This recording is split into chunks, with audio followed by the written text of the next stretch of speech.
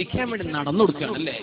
ആരെങ്കിലും സ്നേഹിക്കട്ടെ എന്ന് പറഞ്ഞ് പെണ്ണുങ്ങൾക്കുണ്ട്. എന്താണ് ഈ പുറത്തേക്ക് നടക്കുമ്പോൾ മാത്രമേ ഒരുങ്ങുന്നതിന്റെ സൈക്കോളജി എന്താണെന്ന് എനിക്ക് മനസ്സിലാവണില്ല. വീട്ടിലൊക്കെ മുഷിഞ്ഞിട്ടും നാറിയിട്ടും സുഗന്ധവും ഉപയോഗിക്കാതെയും വീട്ടിലെ നീ സുഗന്ധം ഉപയോഗിച്ച് വീട്ടിലെ നീ നല്ല നിലക്ക് ജീവിക്കും, നിന്റെ ഭർത്താവിന് ആശ്വാസം സ്നേഹവും പകരുന്ന രീതിയിൽ പെരുമാറ്. എന്നാ പിന്നെ കല്യാണം, എന്നാ പിന്നെ ഒരുങ്ങി ചെത്തിപ്പൊളിച്ച് എന്താ നടത്തം? അങ്ങനത്തെ പാട്ട് പാടുന്നുണ്ട്. കാസർകോട്ടെ പെണ്ണുങ്ങളെ കണ്ടുക്കണോ, തലശ്ശേരിത്തെ കണ്ടുക്കണോ, മാഹിത്തെ കണ്ടുക്കണോ, എന്താ ഈ നടക്കണത് കണ്ടില്ലേ? നമ്മളൊക്കെ ഇങ്ങനെയാണ്. നിന്റെ ലക്ഷ്യം എന്താ? നീ ആർക്കാണ് ഈ പ്രൊജക്ട് ചെയ്യുന്നത്? എന്നെ നീ എടുത്തോ, ഞാൻ നാട്ടുകാർക്കുള്ള ആളാണ്, ഞാൻ വീട്ടുകാർക്കുള്ളതല്ല. അതല്ലേ പറഞ്ഞിട്ട് മലയാളം നേരെ അർത്ഥപ്പതല്ലേ? ഞാൻ ഒരുങ്ങണത് നിങ്ങൾക്കാട്ടോ, നാട്ടുകാരെ നോക്കിക്കോ കേട്ടോ. പിന്നെ ഞാൻ ഒരുങ്ങണത് എന്റെ ഭർത്താവിനും വീട്ടുകാർക്കൊന്നല്ല, ഞങ്ങൾക്ക് വേണ്ടിയിട്ടാണ്.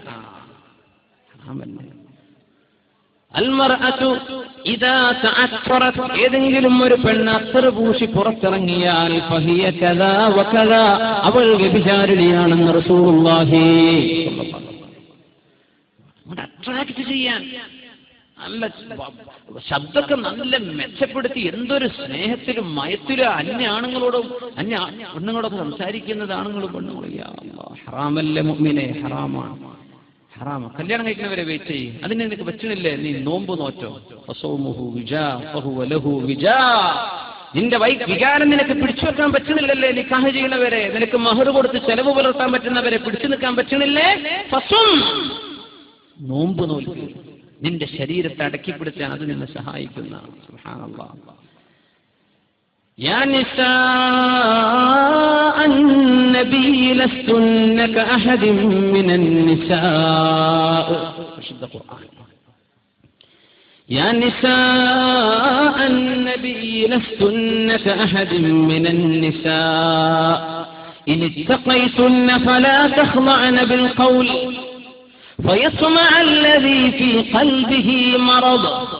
നോക്കണം, പരിശുദ്ധ ഖുർആൻ അഷ്റഫുൽ ഖൽഖിനോട് പഠിപ്പിക്കുകയാണ് നബിയേ.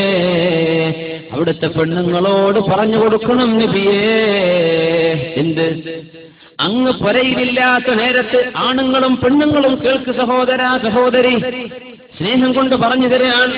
ഓർമ്മ ഇല്ലാത്തത് കൊണ്ടോ മറന്നുപോയത് കൊണ്ടോ ആണെങ്കിൽ ഓർമ്മപ്പെടുത്തുകയാണ്. ഫദക്കിർ, ഓർമ്മപ്പെടുത്തിയാൽ മുഅ്മിനീങ്ങൾക്ക് ഉപകരിക്കുമല്ലോ. ഫദക്കിർ ഫഇന്ന الذിക്റാ തൻഫഉൽ മുഅ്മിനീൻ. പരിശുദ്ധ ഖുർആൻ പറയുന്നു നബിയേ, അങ്ങയുടെ പെണ്ണുങ്ങളോട് പറയണം, അങ്ങ് പുരയിലില്ലാത്ത നേരത്ത്, അങ്ങ് പുരയിലില്ലാത്ത നേരത്ത് അങ്ങയെ അന്വേഷിച്ചുകൊണ്ട് ആരെങ്കിലും വീട്ടിലേക്ക് വന്ന് വല്ലതും ചോദിച്ചാൽ അല്ലാഹുവിനെ ഭയപ്പെടുന്ന പെണ്ണുങ്ങൾ ചെയ്യേണ്ടതെന്താ? ഫലാ തഖ്ളഅന ബിൽ ഖൗലി, അവർ സംസാരം മയപ്പെടുത്തി സംസാരിക്കരുത്. അപ്പയുടെ ഭർത്താവിടെ മോമഞ്ഞവിടെ അന്തരമാകുഞ്ഞവിടെ എന്നൊക്കെ ചോദിക്കണ നേരത്ത് നീ കഥ പറയാൻ നിൽക്കണ്ട, ഇവിടെ ഇല്ല, പുറത്തു പോയി. കുറച്ച് ശബ്ദം കനപ്പെടുത്തി സംസാരിക്കണം. ഒന്ന് റഫായിട്ട് പറഞ്ഞ മോളെ, അള്ളാഹു പറയുന്നത് നിന്റെ ഭർത്താവിനെ ചോദിച്ച് അന്യൊരാള് വീട്ടിലേക്ക് വന്ന് ചോദിക്കുമ്പോ നീ നിന്റെ കിളിക്കൂട്ടെടുക്കണ്ട.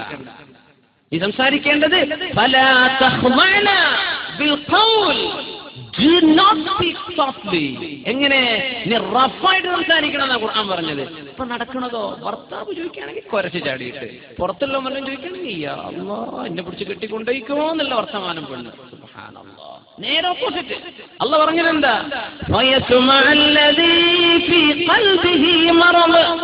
ഹൃദയത്തിന്റെ ഉള്ളിൽ അസുഖമുള്ളവൻ കാണും സമൂഹത്തിൽ.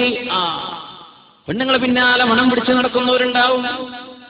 അങ്ങനെ ഹൃദയത്തിന് അസുഖമുള്ളവൻ നിന്റെ കിളിക്കൂറ്റ് കണ്ടാൽ നിന്നിൽ ഹറാം ആഗ്രഹിക്കാൻ തുടങ്ങും. അതില്ലാതിരിക്കാൻ ശബ്ദം കനപ്പിച്ച് വർത്തമാനം പറയണേ. നിന്റെ വീട്ടുകാര് പുരയിലില്ലാത്ത നേരത്ത് എല്ലാവരും ഒന്ന് ചോദിച്ചാൽ ഇപ്പൊ എന്താ നടക്കുന്നത്? നല്ല കിളിക്കൂറ്റിൽ എന്തിന്? വല്ല അസുഖം ഉണ്ടെങ്കിൽ പുറത്ത് വരട്ടെ. നേരെ ഓപ്പോസിറ്റ്. അള്ളാഹു പറഞ്ഞില്ല നേരെ ഓപ്പോസിറ്റ് ചെയ്യാ. ഇനി എന്താ പറയാ? അള്ളാഹ് പറഞ്ഞു ഹൃദയത്തിന് അസുഖമുള്ളവന് നിന്നിൽ ഹറാം ആഗ്രഹിക്കും കേട്ടോ. അങ്ങനെ അസുഖമുള്ളവരെ വിട്ട് വരട്ടെ എന്ന്. ആ അസുഖങ്ങൾ പുറത്തെടുക്കാൻ വേണ്ടി അവരോട് എന്താ കുടിക്കാൻ എടുക്കട്ടെ, പത്തിനും കയറി എടുക്കട്ടെ. പടച്ചോനെ പൊന്നാര പെണ്ണ്, നിനക്ക് എങ്ങനെ സംസാരിക്കാൻ പറ്റും? നിക്കാഹ് ചെയ്യാൻ പറ്റുന്ന പെണ്ണാണെങ്കിൽ നിന്റെ അളാപ്പയുടെ മക്കൾ, നിന്റെ അമ്മായിയുടെ മക്കൾ, നിന്റെ മൂത്തമ്മയുടെ മക്കൾ, നിന്റെ കാക്കയുടെ മക്കൾ, ഇതൊക്കെ നിനക്ക് വിവാഹം ചെയ്യാൻ പറ്റുന്നവരാണ്. അത്തരക്കാരോട്, അത്തരക്കാരികളോട് നിനക്ക് സലാം ചൊല്ലാൻ പാടില്ല അല്ലേ ശർഅ് പറഞ്ഞത്? അല്ലേ? സലാം ചൊല്ലാൻ നിനക്ക് മുസാഫഹത്ത് ചെയ്യൽ ഹറാമല്ലേ?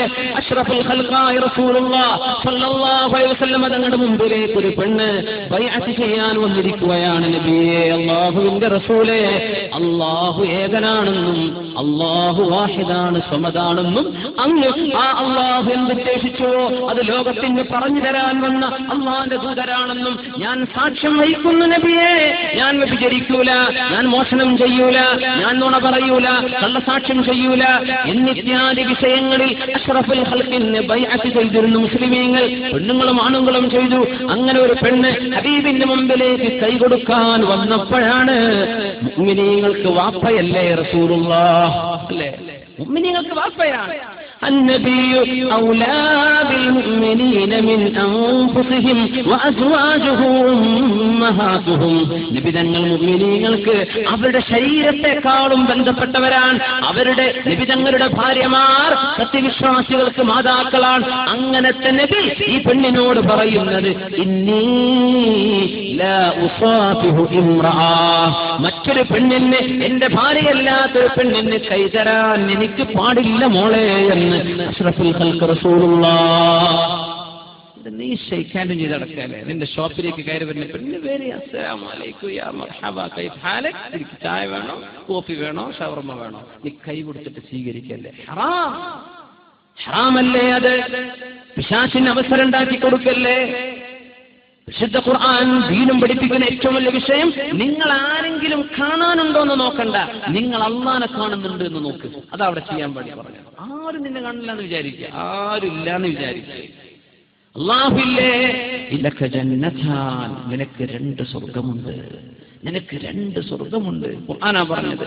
വലിമൻ ഖാഫ മഖാമ റബ്ബിഹി ജന്നതാൻ, അല്ലാഹുവിന്റെ മഹത്വം മനസ്സിലാക്കി എന്റെ റബ്ബിനോട് അനുവദിച്ചില്ലല്ലോ എന്ന് ചിന്തിച്ച് പിന്മാറുന്നവൻ, തിന്മയിൽ നിന്ന് പിന്മാറുന്നവൻ, ഇവർക്കാണ് സ്വർഗ്ഗം. 1 അല്ല 2 ജന്നതാൻ.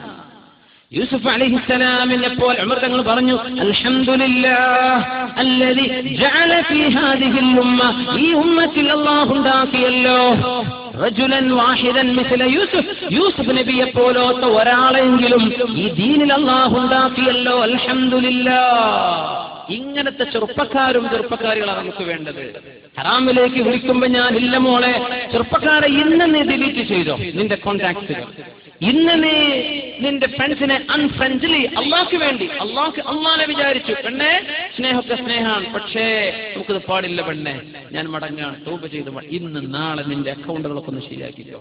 നിന്റെ കിതാബുണ്ടല്ലോ, ഫേസ്ബുക്ക് തന്നെ കിതാബ്, ആ കിതാബ് നാളെ ഒന്ന് അപ്ഡേറ്റ് ചെയ്തോ. എന്ത്? നിനക്ക് പാടില്ലാത്തവർ നിന്റെ ഫ്രണ്ടായിട്ട് ഓൺലൈനിലോ ഓഫ്ലൈനിലോ ഓൺ എയറിലോ ഓഫ് എയറിലോ ഇതൊന്നും പറ്റില്ല. അള്ളാഹു അനുവദിച്ചിട്ടില്ല, അള്ളാഹു അനുവദിച്ചിട്ടില്ല. ചെറുപ്പക്കാർ അച്ചടക്കം പാലിച്ച് ജീവിക്കുക, പെണ്ണുങ്ങൾ അച്ചടക്കം പാലിച്ച് ജീവിക്കുക.